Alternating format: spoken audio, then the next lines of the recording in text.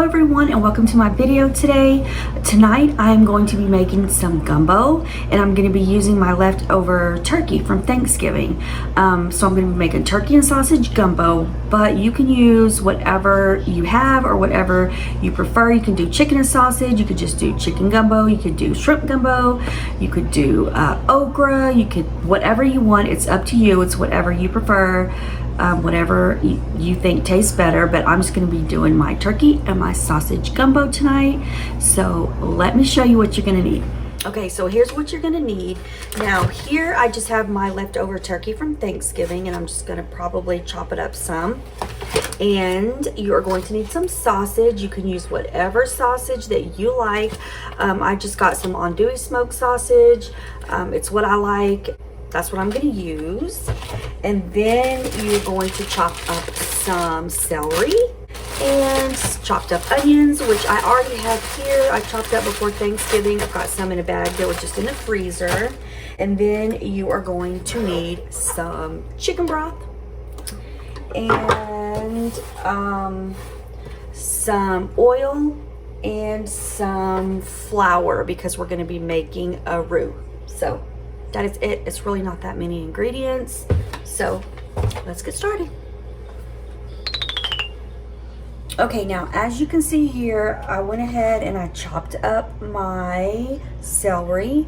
I've got my turkey chopped up here, and here is my sausage, and then right here are my onions.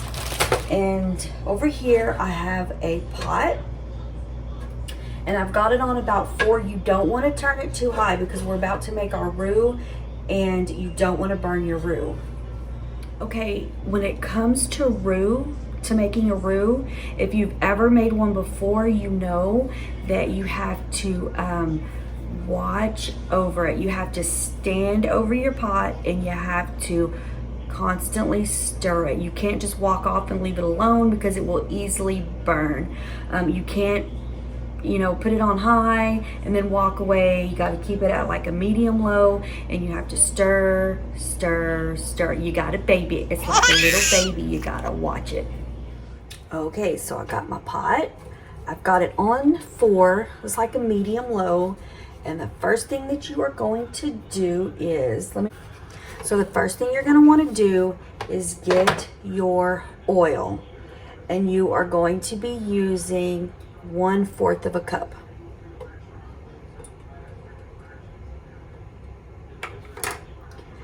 Then you are going to get your flour and you're going to be using 1/3 of a cup of flour. This is just all-purpose flour. You're going to put it right in there with your oil. And then you're going to start stirring. And this is going to be our roux. And you are going to just stir it and stir it and stir it and cook it until it's really dark brown. You can cook it to your liking of brown. I like mine really, really dark, almost like peanut butter, like a peanut butter color. So that's what we are going to do. We're just going to stir this.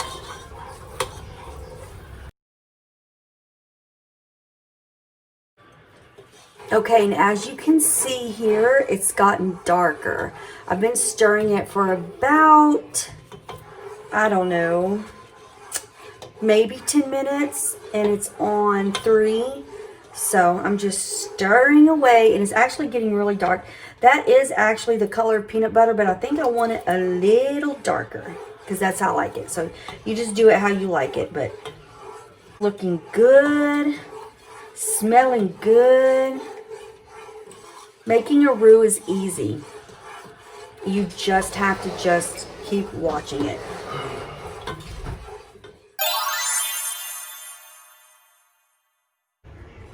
Okay, and I'm all done making my roux, and as you can see, it got really dark. It's like peanut butter. Okay, so now we're gonna add in the onions and the celery, and we're gonna cook them for about 10 minutes.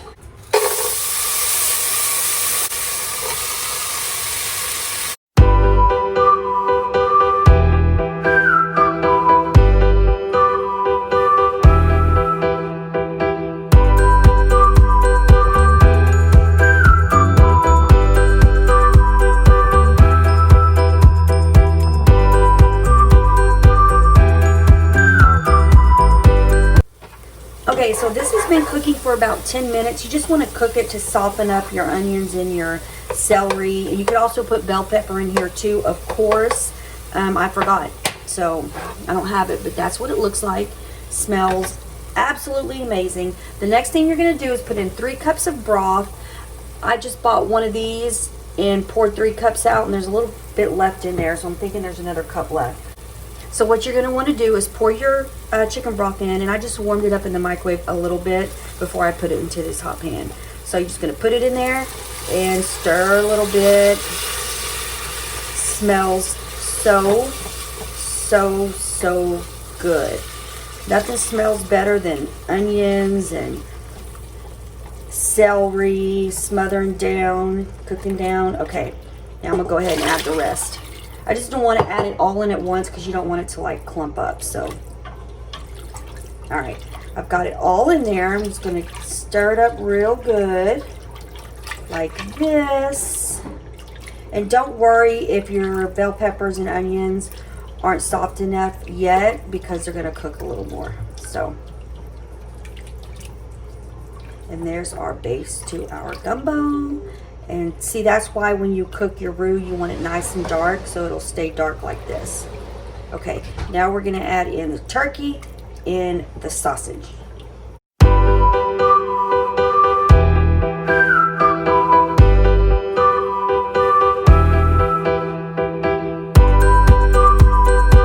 Okay, now just because I want to, I'm gonna add in a little more broth.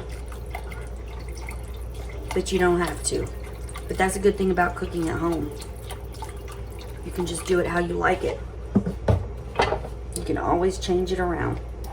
Oh, that's looking good. You could put some green onions in here too if you wanted.